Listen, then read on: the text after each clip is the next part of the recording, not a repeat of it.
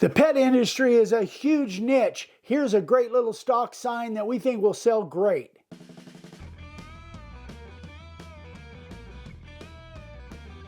So pet signs are big sellers. A lot of people buy stuff for their pets. Today we're using the template of the month for January 2025, and we're using two different size fatty font letters, the 1 inch and the 1.5 inches, which are really an easy carve, and they're kind of whimsical, bubbly, and they go well with this type of a template.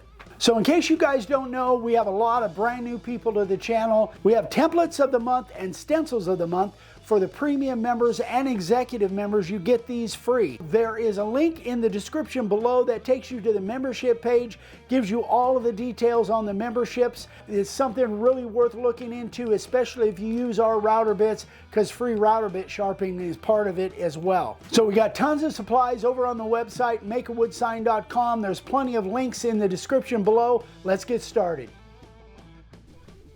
For this sign, we used a piece of 6.5 inch cedar. This is actually a picket I got in California a long time ago, but I had a bunch of this stuff left over, and I figured this would be a good piece for it.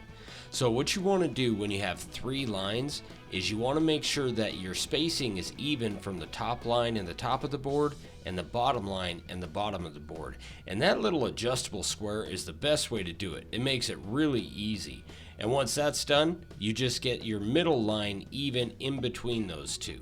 And once you get all your individual pencil marks done, you're going to connect all those marks with a yardstick. Now it's important to go all the way across the board, even though most of these lines don't do that. That way it gives you the freedom to be able to adjust those left and right depending on where you're going to put the template. Now, I made a big mistake here. It's been a while since I've done a sign with 3 lines. The general rule of thumb is to always do the bottom line, or not the bottom, I'm sorry, the longest line first. So on this sign, the bottom line of wording is going to be the longest one. So I should have done that one first and then centered the top 2 lines on that. I did it backwards for some reason. Like I said, it's kind of been a while since I've done a sign with 3 different lines on it, but that's what you want to do. It would have made this go quite a bit faster. Something to keep in mind is get an idea of how you want to carve the sign. Like, I knew I was going to do all of this inset, so that gave me a little bit more space to where I could squeeze those letters closer together.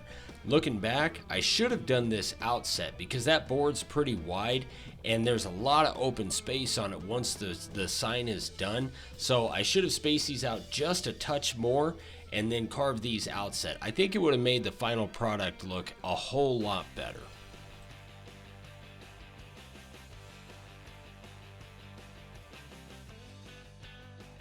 The first bit I'm using is the carving liner at 1/8 inch deep.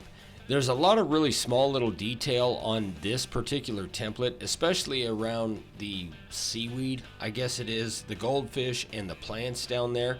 There's a lot of fine lines. So I went and did all of the really fine stuff first with the carving liner. And that's a good way to go about it. You want to do the real hard stuff first, which is always smaller detail. That way you don't get your whole sign done and then you do the hard stuff and you mess something up and then you got to start all over again. One of the biggest questions we get is what bits to use for what purpose. Now, the carving liner is the fine detail bit. That's what it's good for. It's kind of like using a scalpel. You don't want to use it for everything, but when it comes to really small stuff, the carving liner carves great. It cuts really well and it has a real fine tip. You just want to be careful not to go too deep. You really only want to go 1/8 inch at a time with the carving liner. Otherwise, you take the risk of breaking that tip off, especially with hardwood. So you want to be real careful to stay right at about 1/8 inch deep. Now I put in the profile bit at 3/16 inch deep, and I'm going to go around the rest of the template. And what I'm doing here is I'm widening the lines that I carved with the carving liner where it needs to be widened. So you notice that I didn't go in between the top of the fishbowl because that's a fine line. But around everything else, I'm going to go around all of that and then carve the rest of the outline of the template as well. One thing about the carving liner is you'd want to do your best not to just have a fine line in there. Now, in some stuff it's fine, like in the detail inside of the cat, because those are real fine lines. But like around the goldfish and around the plant life down there, you notice I'm going to actually go around and give a little bit of a wider line around all of that stuff. And it really does help to have everything stand out.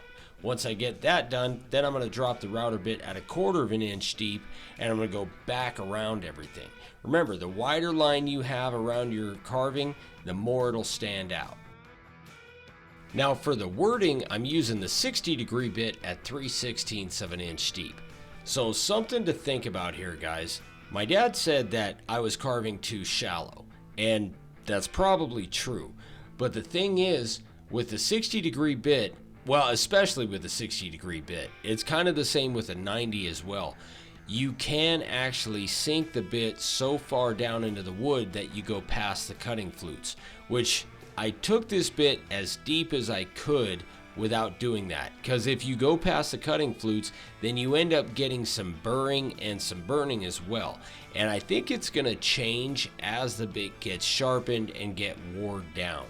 But again, what I should have done is I should have done this outset, because the look of the sign, you don't want your wording to be so small and have a ton of the open board and just the grain showing. You want to take up just the right amount, and I think in this one I didn't take up enough. But when you're doing inset like I'm doing, the fatty font is, first of all, it's a lot of fun to carve because it's very kind of bubbly and has a lot of round corners. It's definitely the easiest one to carve if you're first starting out. 1-inch inset letters are probably the hardest thing to do. They're a lot harder than small detailed artwork and all that stuff. At least for me they are. Outset has always been easier. So if you're just starting out, fatty font is the way you want to go, and the 60-degree bit does perfect for all the different sizes up to about 3 inches. Once your carving's all done, you want to brush the crap out of it with a stiff bristle brush to make sure to get all of that loose stuff out of there before you do your primer spray. Trust me, it'll save you some headaches. Now for the spray, we use our flat black primer. People ask all the time, can you use spray paint? And you can, but it's got to be flat or matte finish. If you use semi-gloss or satin or anything else other than flat or matte, it's going to bleed really bad, especially in light colored boards like this. And then once the spray was all done, I used a 60 grit disc on our disc sander and 120 grit on the random orbital to get all that black off and give a nice clean look. That little gray spot under the A is actually a knot that I filled with Starbond, and once you put a clear coat on there, you don't see that big gray patch. For the color on the fishbowl template, we used felt pens, and some of them were pretty dry, so if you're going to use felt pens, make sure you have good fresh ones that will cover everything. It's time for us to get a new batch of them. A lot of people don't like the felt pens. They'd rather use paint, and that's cool. Paint does look a little better. But for interior signs especially, felt pens work pretty good. If you're going to go exterior and you want them to last a while without having to touch them up, paint's probably a much better way to go. And once all the color's done, then we just put a few coats of the Rust-Oleum clear, and there you go. Just a nice, easy little stock sign that I think will be a good seller.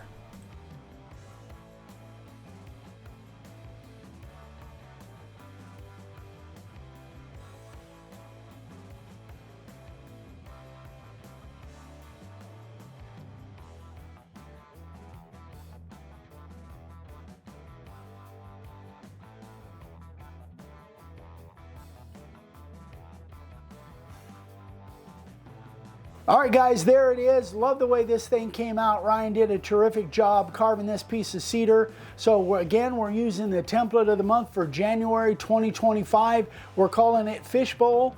And I like carving the outset when I get a chance to, so that you can do that coloring with Sharpies. It kind of just gives it a little extra boost, a little extra flair. There are a ton of cat owners out there. So we use the fatty font, 2 different sizes of the fatty font, the 1.5 inch and the 1 inch. If you want to check out the memberships, there'll be a link in the description below, along with everything that we've used here over on the website, makeawoodsign.com. Thanks so much for watching, guys. If you have any questions, email Ryan@makeawoodsign.com or me, Eric@makeawoodsign.com. Thanks so much for watching. We love you. We'll see you on the next one. Bye-bye.